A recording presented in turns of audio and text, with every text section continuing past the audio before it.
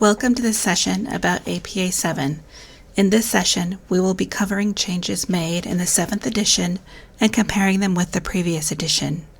We will not cover all APA rules, but the major changes and the resources available to you as students. In October of 2019, APA released a new version of the APA Style Manual. It will take some time for this edition to become standard, but it has been officially adopted by many organizations already. At City University, spring quarter marked the official transition. There are now two different kinds of APA style papers, student and professional papers. Each has its own template that can be found on the library's APA guide.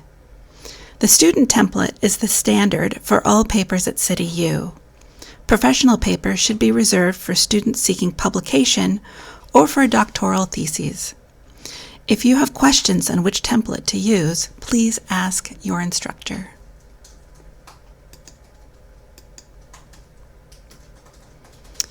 The title page for student papers has changed significantly to reflect the information that an instructor would want. Students must include the title, their name, the department and school, the course number and name, instructor name, and due date.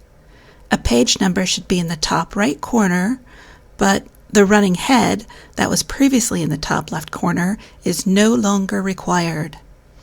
Abstracts and author notes are not required for student papers. Font rules are much more lenient than they were in APA 6. Students can choose the font, and APA has several recommendations in the manual. Most common are Times New Roman, Georgia, Calibri, Arial, and more. As long as the font is accessible and stays consistent, the student may choose.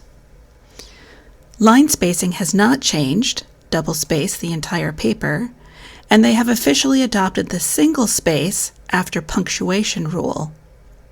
The title page has an additional space between the title and the author, please note.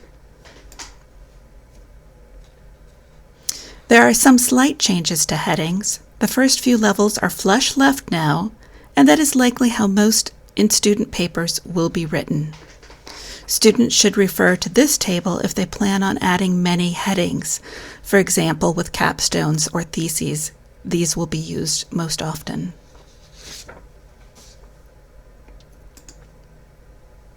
APA has updated their guidelines on language.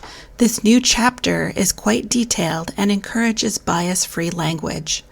Topics include age, gender, disability, race, ethnicity, sexual orientation, socioeconomic status, and intersectionality. In-text citations have changed slightly, but the changes have big impacts on the reference list. First, it is now acceptable to omit the year in narrative citations. If a student uses a reference multiple times within one paragraph, they may omit the year of publication, but only after citing it completely the first time. If they use the citation later in the paper, they must use the full citation again with the year of publication, and they can omit it once more in the rest of the paragraph. The year must always appear in the parenthetical citations. If you cite multiple sources within the same author last name, always include the year of publication to avoid ambiguity. The number of authors that need to be included in parenthetical citations has changed also. Include author names when there are one or two authors. If there are three or more authors, include the names of the first author and et al. In every citation, unless it creates ambiguity. Author rules for reference list citations have changed, which makes this rule possible. Author rules have changed slightly. APA now allows for 20 author surnames in the reference list. For websites with authors that are not a group, the reference should include the website name which is usually considered the publisher.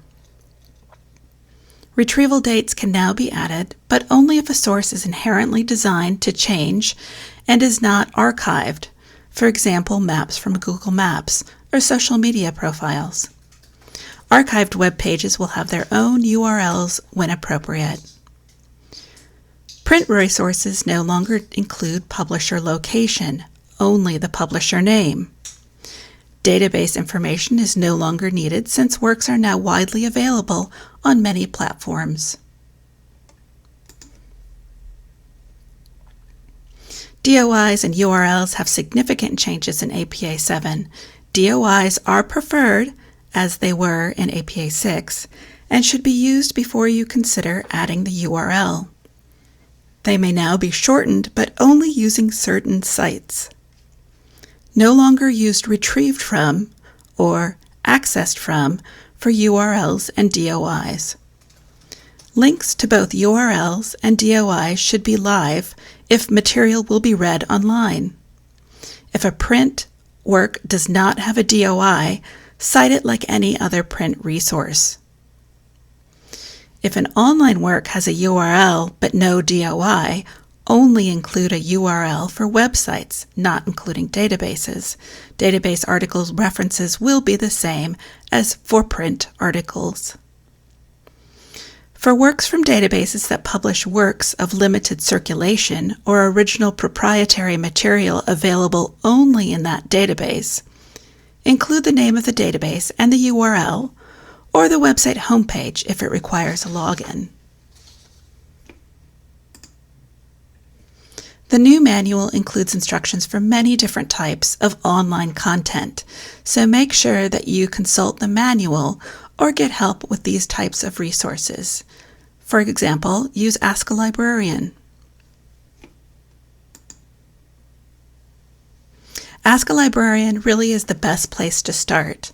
Online guides can really be great resources as long as students make sure that the guide is for APA 7 and not a previous version.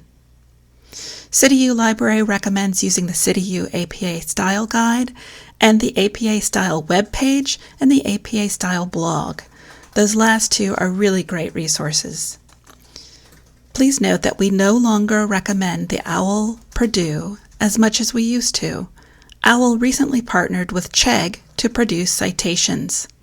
While citation generators may be a good start, they are often wrong. We feel that this page and the way Chegg is displayed encourages students to use the citation generator when they may not be familiar enough with APA 7 to complete citations. This leads to much confusion and errors in the citations. If students are very familiar enough with APA, citation generators can then be recommended.